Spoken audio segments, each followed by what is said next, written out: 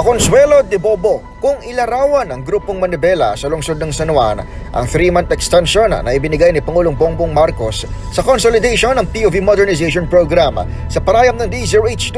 Sinabi ni Stephen Neil Arias, Pangulo ng Rutang San Juan hanggang Calentong na may 400 miyembro.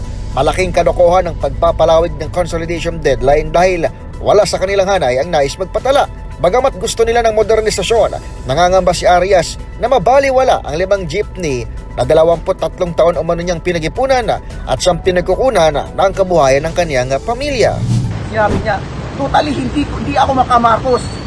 Ayaw ko talaga sa mga Marcos. Dahil lang sa hanap buhay namin mga driver, binoto namin siya. Lahat ng driver hindi makamarcos. Ginamit niya yung pagiging para makuha niya yung loob namin mag-lead. Sana yun. Ano yan, Paconsuelo de Bobo yung ginawa niya ngayon ng presidente na 3 months. Anong magagawa sa 3 months? Bakit yung TRO hindi pa lumalabas yung TRO?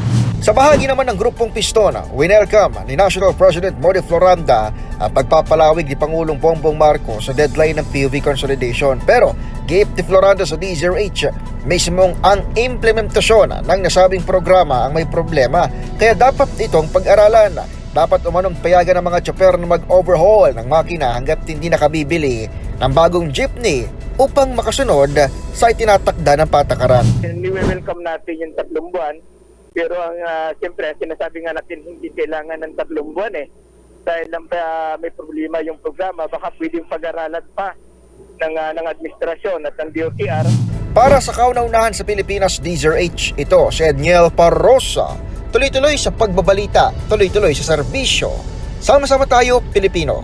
MBC Network News.